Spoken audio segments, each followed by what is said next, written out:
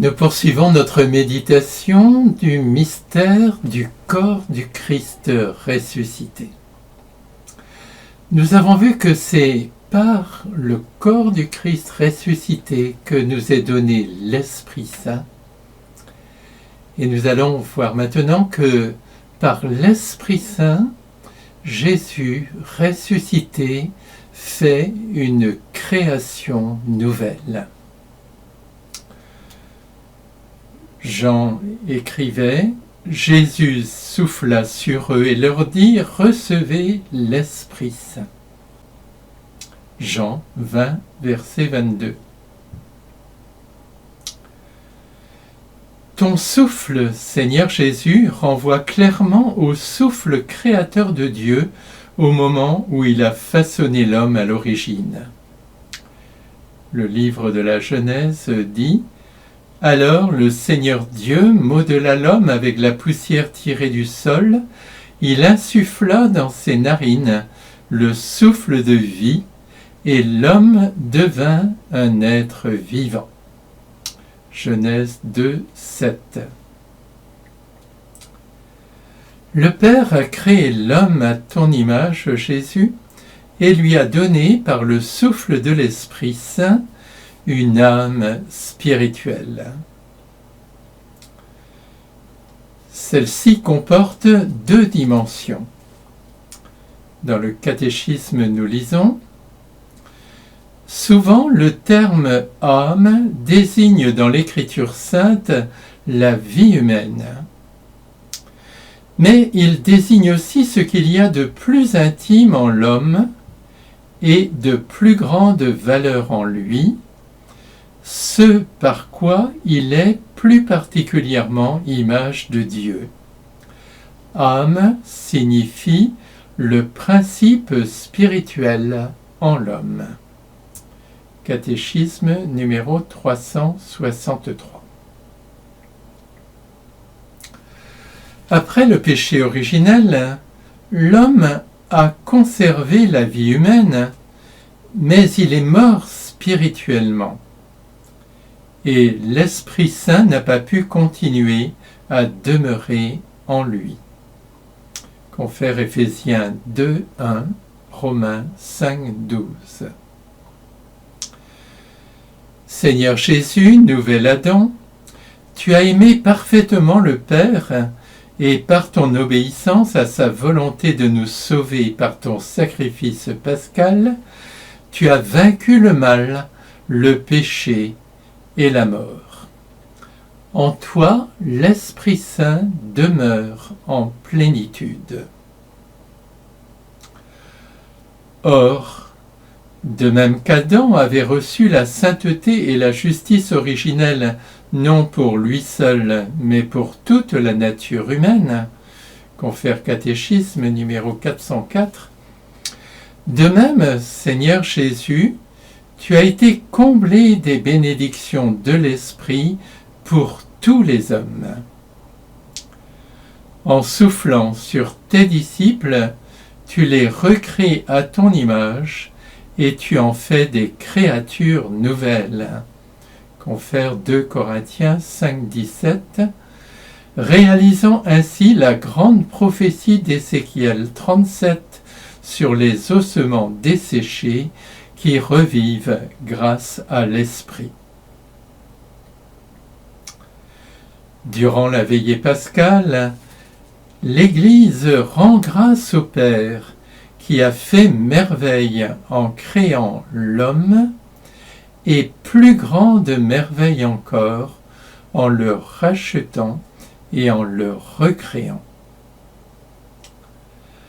Seigneur Jésus, ta résurrection et le don de l'Esprit Saint sont un véritable Big Bang spirituel à partir duquel commence une création nouvelle et dont les effets vont se propager jusqu'au bout du monde et jusqu'à la fin des temps.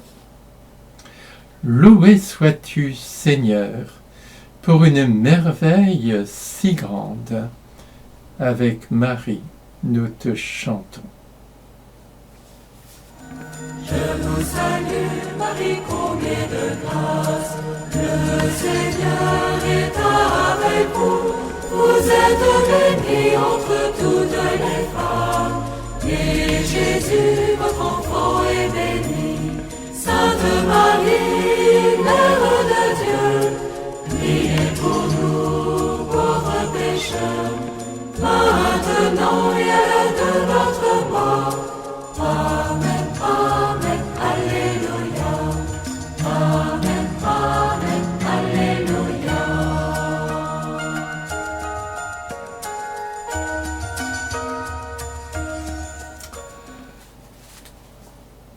La création nouvelle commence pour nous au baptême. Jean écrit: Jésus souffla sur eux et il leur dit: Recevez l'Esprit Saint. À qui vous remettrez ses péchés, ils seront remis. À qui vous maintiendrez ses péchés, ils seront maintenus. Seigneur Jésus, aussitôt après avoir donné l'Esprit Saint aux apôtres, tu leur confies la mission de pardonner les péchés. Ce pardon, tu le leur as donné à eux d'abord. Sur la croix, tu as prié pour eux aussi. Père, pardonne-leur, ils ne savent pas ce qu'ils font. Luc 23, 34. C'est comme si tu disais: Père, pardonne-leur de m'avoir abandonné. Pardonne à Pierre son triple reniement. Pardonne à Judas sa trahison. Après ta mort, les 11 ont regretté amèrement ces défaillances.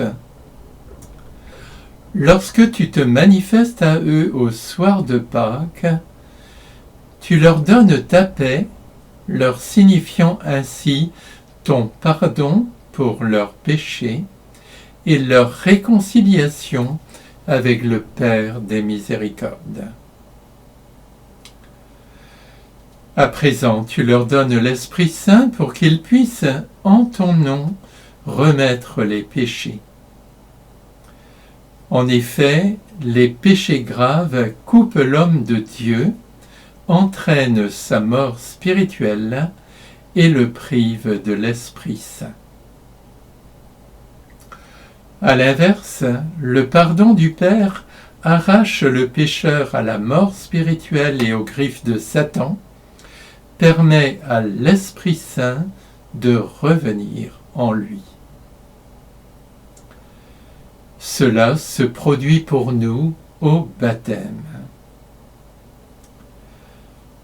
Le jour de la Pentecôte, Pierre s'écriait: « Convertissez-vous, et que chacun de vous soit baptisé au nom de Jésus-Christ pour le pardon de ses péchés. Vous recevrez alors le don du Saint-Esprit. » Acte 2, 38. Seigneur Jésus, au baptême, nous sommes plongés dans le mystère de ta mort et de ta résurrection.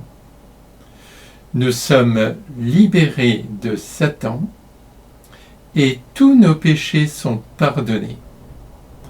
Nous renaissons de l'eau et de l'Esprit qui vient demeurer en nous avec tous ses dons.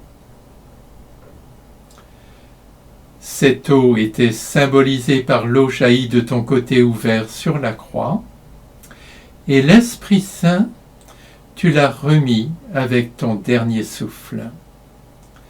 C'est donc de ton corps spirituel qui garde la plaie de ton cœur ouvert, Jean 20, verset 20, que nous recevons les grâces inestimables de notre baptême. En outre, par l'Esprit Saint, tu nous incorpores à toi pour que nous devenions par toi, avec toi et en toi, les fils et filles bien-aimés du Père. les miséricordes du Seigneur, à jamais, avec Marie, nous les chanterons. Je vous salue, Marie, comblée de grâce. Le Seigneur est avec vous. Vous êtes bénie entre toutes les femmes. Et Jésus, votre enfant, est béni. Sainte Marie, Mère de Dieu, priez pour nous, pauvres pécheurs, maintenant et à l'heure de notre mort. Amen, Amen, Alléluia. Amen, Amen, Alléluia.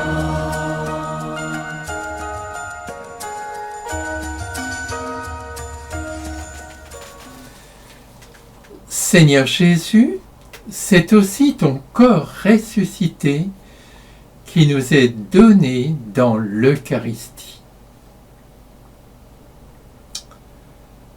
Rappelons-nous les pèlerins d'Emmaüs.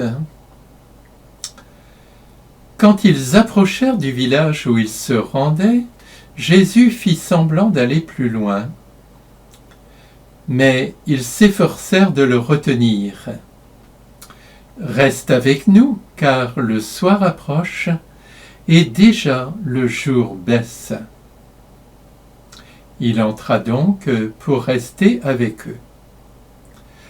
Quand il fut à table avec eux, ayant pris le pain, il prononça la bénédiction, et l'ayant rompu, il le leur donna. Alors leurs yeux s'ouvrirent, et ils le reconnurent, mais il disparut à leur regard.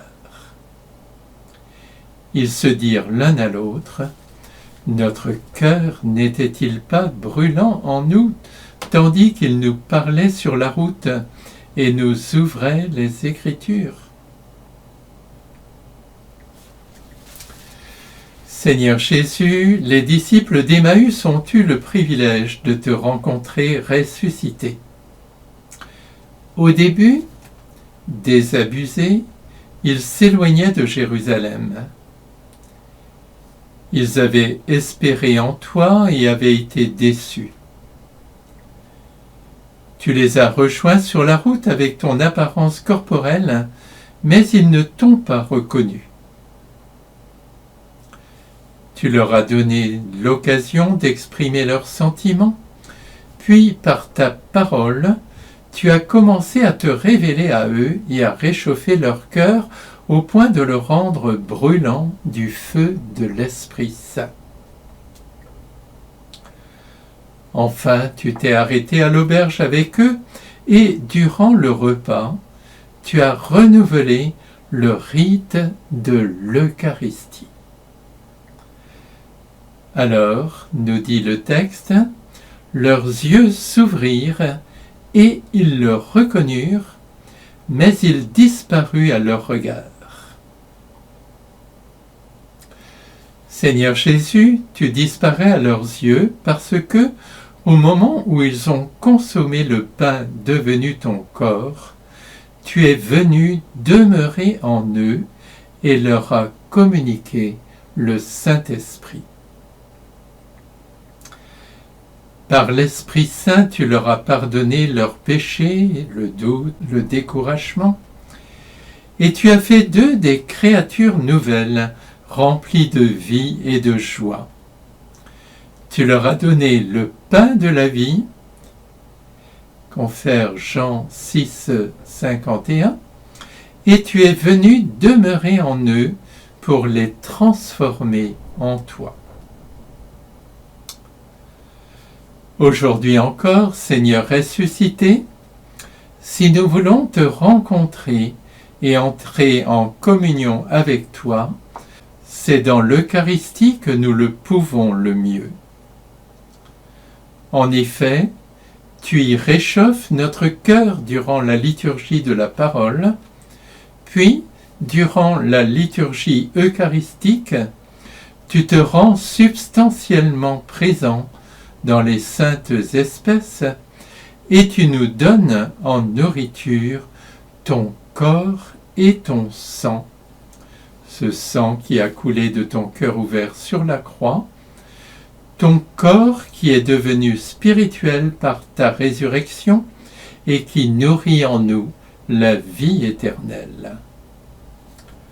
En le recevant dans la communion, en même temps, nous sommes remplis de l'Esprit Saint, comme dit la prière eucharistique numéro 3, et rendus capables de vivre une vie nouvelle dans le Christ, une vie dans l'Esprit, comme nous le montre le catéchisme dans la 3e partie. Avec Marie, notre Mère dans la foi, nous chantons le mystère de la foi. Je vous salue, Marie, comblée de grâce. Le Seigneur est avec vous. Vous êtes bénie entre toutes les femmes. Et Jésus, votre enfant, est béni. Sainte Marie, Mère de Dieu, priez pour nous, pauvres pécheurs, maintenant et à l'heure de notre mort. Amen, Amen, Alléluia. Amen, Amen, Alléluia.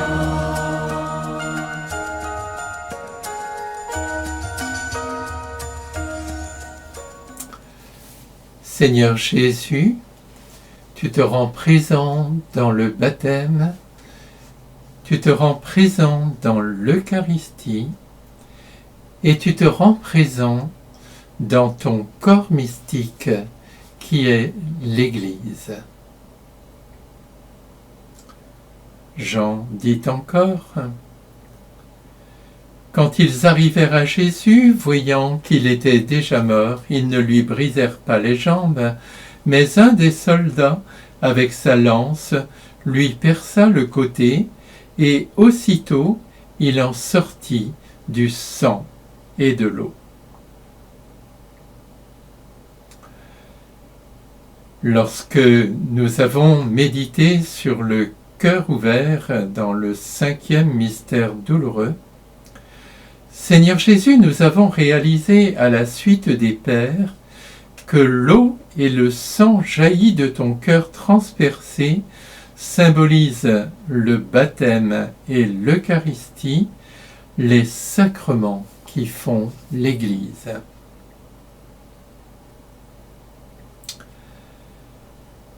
En méditant sur le baptême dans le premier mystère lumineux, nous voyons Jésus que celui-ci ne se limite pas à instaurer entre toi et nous une simple relation d'amitié, mais qu'il crée entre toi et nous un lien extrêmement fort, puisqu'il nous incorpore à toi.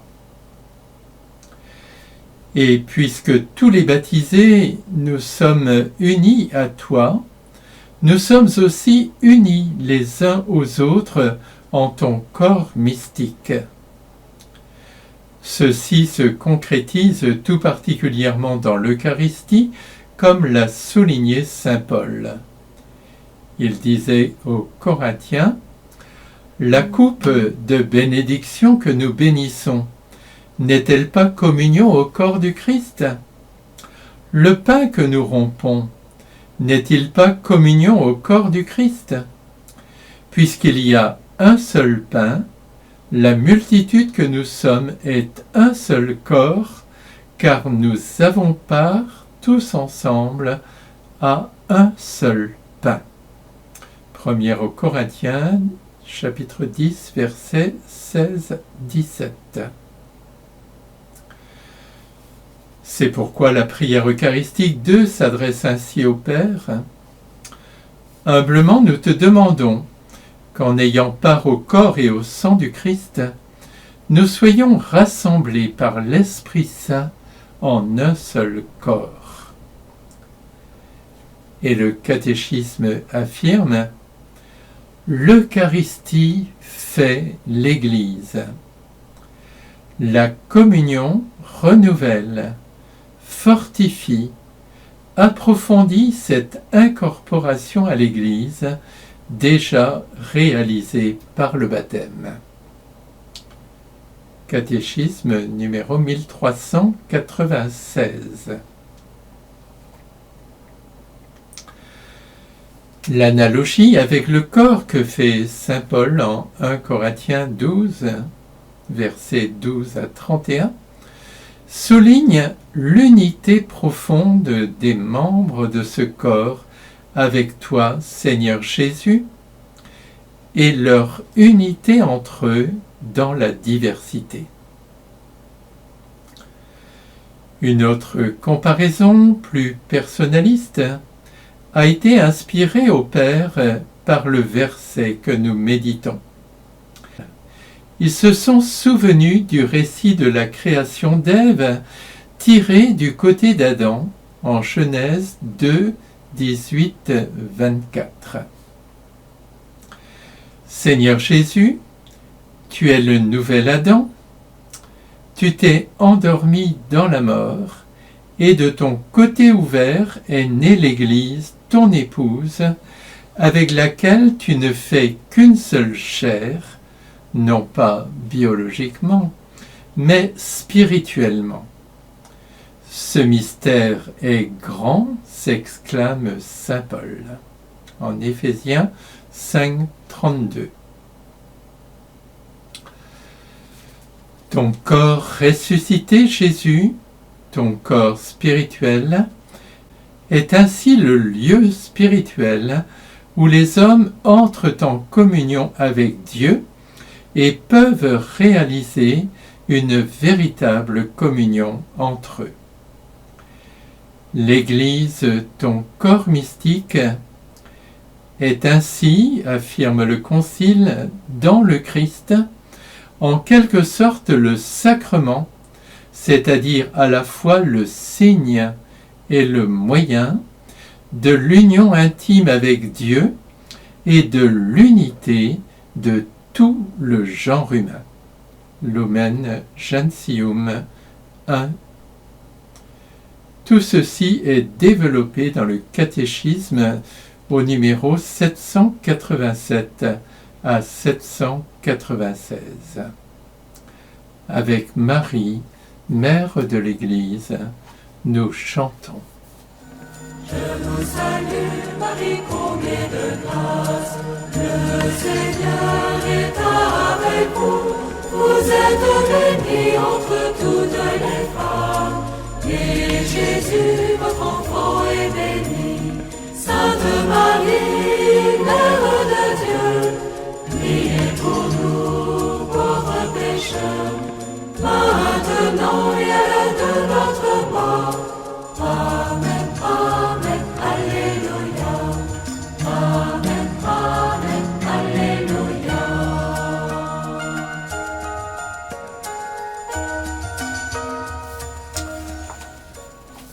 Ce corps mystique, né du cœur ouvert de Jésus, va grandir jusqu'à la fin du monde.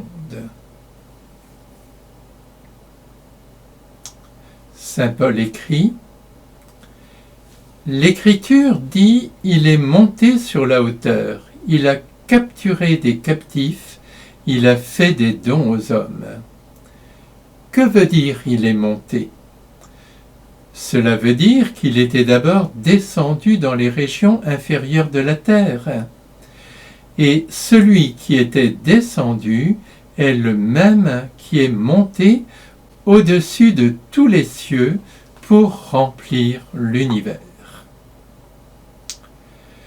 Et les dons qu'il a faits, ce sont les apôtres et aussi les prophètes, les évangélisateurs, les pasteurs et ceux qui enseignent. De cette manière, les fidèles sont organisés pour que les tâches du ministère soient accomplies et que se construise le corps du Christ, jusqu'à ce que nous parvenions tous ensemble à l'unité dans la foi et à la pleine connaissance du Fils de Dieu, à l'état de l'homme parfait, à la stature du Christ dans sa plénitude. Éphésiens 4, 9, 13.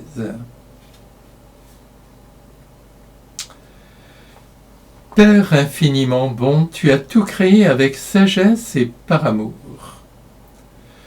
Au moment du Big Bang originel, tu as déployé des forces prodigieuses pour projeter les éléments dans l'univers, pour les fractionner puis les unir. Ainsi sont nées les étoiles, puis les planètes, dont la Terre, sur laquelle sont apparues la vie, puis l'humanité, appelée à former une grande famille. Analogiquement, sur le plan spirituel, Jésus ressuscité, tu as envoyé l'Esprit Saint qui est Seigneur et qui donne vie. C'est lui qui va propulser les missionnaires jusqu'aux extrémités de la terre, confère Actes 1, 8. C'est lui qui va briser les cœurs de pierre et provoquer des conversions, comme le jour de la Pentecôte, Acte 2, 41, ou sur le chemin de Damas, Acte 9, 1, 19, et ensuite à de multiples reprises. C'est lui qui va attirer les hommes à toi, Jésus, comme tu l'avais annoncé en Jean 12, 32. C'est lui qui va les unir à toi dans ton corps mystique, l'Église, jusqu'à ce que le Père ait tout récapitulé en toi. Éphésiens 1, 9, 10. Au jour de Pâques, les disciples étaient très peu nombreux. Mais, à la nouvelle de ta résurrection, beaucoup de ceux qui t'avaient suivi ont commencé à se rassembler. Un jour, tu es apparu à 500 frères à la fois. 1 Corinthiens 15, 6. Le jour de la Pentecôte, ce sont environ 3000 personnes qui, touchées par la prédication de Pierre et par l'Esprit Saint à l'œuvre en eux, se sont convertis. Ensuite, les actes des apôtres ne donnent plus de chiffres, mais au IVe siècle, les chrétiens devaient être nombreux dans l'Empire romain, puisque le christianisme est devenu la religion officielle de l'Empire romain. Aujourd'hui, l'Église catholique compte plus d'1 milliard de baptisés et les autres confessions chrétiennes également. Mais il reste encore 6 milliards d'êtres humains à toucher pour qu'ils viennent à Jésus, accueillent l'Esprit Saint et soient intégrés au corps mystique du Christ, à l'immense famille des enfants du Père. Les forces du mal se déchaînent pour freiner et empêcher la réalisation de ce dessein d'amour du Père, soit de façon brutale, à travers les fondamentalismes islamistes ou hindous, soit de façon sournoise, à travers les idéologies communistes, laïcistes, hédonistes, matérialistes, etc. Mais ta résurrection, Jésus, nous remplit d'espérance. Les forces du mal ne pourront pas empêcher le Père de réaliser son dessein éternel. Il l'a révélé à saint Paul dans une vision. En Éphésiens, Paul écrit « Le Père nous dévoile ainsi le mystère de sa volonté, selon que sa bonté l'avait prévu dans le Christ, pour mener les temps à leur plénitude, récapituler toutes choses dans le Christ, celles du ciel et celles de la terre, et cela, il le réalise en nous comblant des bénédictions de l'Esprit. » Éphésiens 1, 9, 10. L'Église, corps du Christ, inaugure la réalisation de ce dessein sur terre et celui-ci s'épanouira dans la vie éternelle où nous participerons à la résurrection de Jésus, car notre chair aussi ressuscitera, et où le Christ, ayant tout récapitulé en lui, en son corps mystique, atteindra sa stature totale et définitive à la gloire du Père pour les siècles des siècles. Avec Marie, Mère du Christ et Mère de l'Église, nous chantons. Je vous salue, Marie, comblée de grâce. Le Seigneur est avec vous. Vous êtes bénie entre toutes les femmes. Et Jésus, votre enfant, est béni. Sainte Marie, Mère de Dieu, priez pour nous, pauvres pécheurs, maintenant et à l'heure de notre mort. Amen, Amen, Alléluia. Amen, Amen, Alléluia.